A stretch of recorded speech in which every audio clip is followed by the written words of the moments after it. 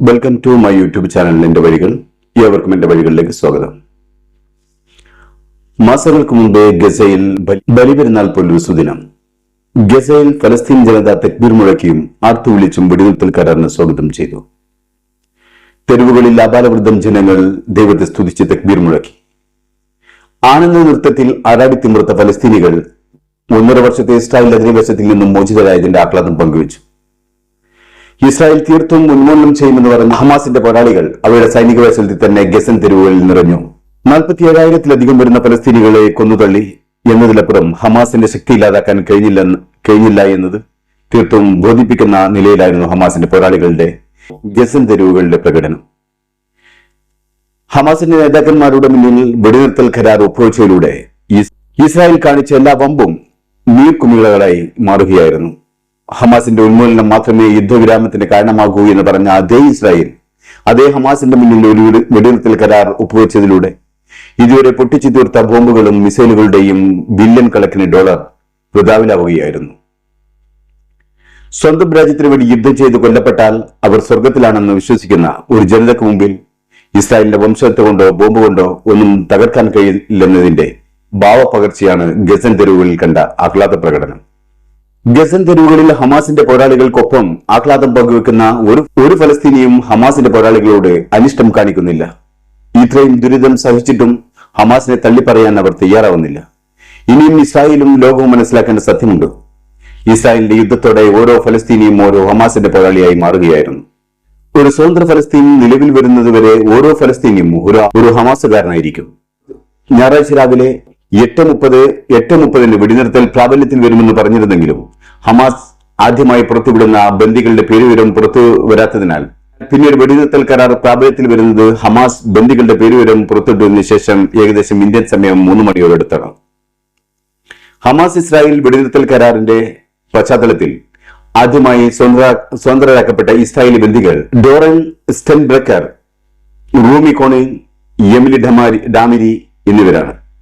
അവശേഷിക്കുന്ന 95 ബന്ദികളിൽ ആദ്യത്തെ ഘട്ടത്തിൽ സ്വതന്ത്രരാക്കപ്പെടുന്ന 33 ബന്ദികളിൽ ആദ്യത്തെ 3 ഇസ്രായേലി ബന്ദികളാണിവർ. ഇസ്രായേൽ ഹമാസ് വെടിനിർത്തൽ കരാർ പ്രാബല്യത്തിൽ വന്നയുടൻ ആഹ്ലാദ തിമിർപ്പിൽ ശ്വാസം മുട്ടിയ ഫലസ്തീനികൾ അവരുടെ ഗ്രാമങ്ങളിലേക്ക് തിരികെ വരുമ്പോൾ 20 ലക്ഷത്തിലധികം വരുന്ന ഫലസ്തീനികൾ പട്ടിണിയോട് സമരം ചെയ്തുകൊണ്ടിരിക്കുകയാണ്. മാസങ്ങൾക്ക് മുമ്പ് തയ്യാറാക്കിക്കൊണ്ടിരുന്ന വെടിനിർത്തൽ കരാർ പലവട്ടം പരാജയപ്പെട്ടെങ്കിലും 15 മാസങ്ങൾക്ക് ശേഷം 47,000-ലധികം ഫലസ്തീനികളെ കൊന്നു തള്ളിയതിനു ശേഷം പ്രാബല്യത്തിൽ വന്നിരിക്കുകയാണ്.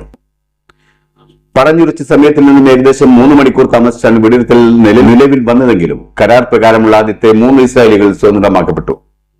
3 ഇസ്രായേൽ തടവുകാർക്ക് പകരമായി സ്ത്രീകളും കുട്ടികളും അടങ്ങുന്ന 90 ഫലസ്തീൻ തടവുകാരെ ഇസ്രായേലിന്റെ കൈകളിൽ നിന്നും മോചിതരായി.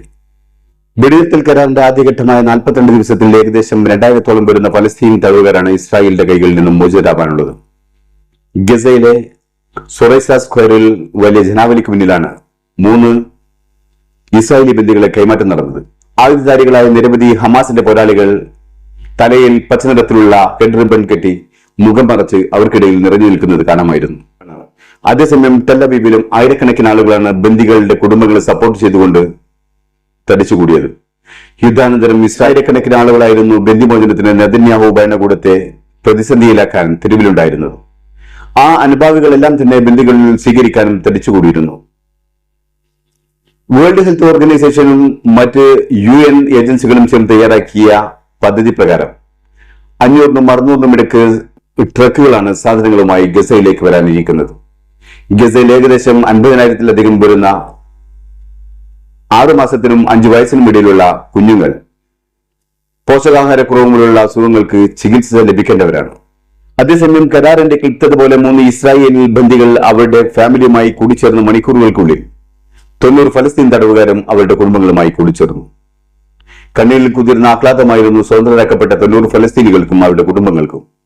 അതേ വികാര വിസ്ഫോടനം തന്നെയായിരുന്നു ഹമാസ് സ്വതന്ത്രരാക്കിയ 3 ഇസ്രായേലി ബന്ദികൾക്കും അവരുടെ കുടുംബങ്ങൾക്കും. ഇനിയുള്ള നാളുകളിലെ കരാർ വ്യവസ്ഥകളും അഭംഗരം തുടരട്ടെ എന്ന് നമുക്ക് ആശിക്കാം. അതേസമയം ഹമാസിന്റെ പോരാളികൾ നിറഞ്ഞു നിന്ന് ഗസയിൽ ഹമാസിന്റെ പുനർജന്മം കൂടുതൽ ശക്തിയായി വന്നതിന് തെളിവായി നിൽക്കുന്നു.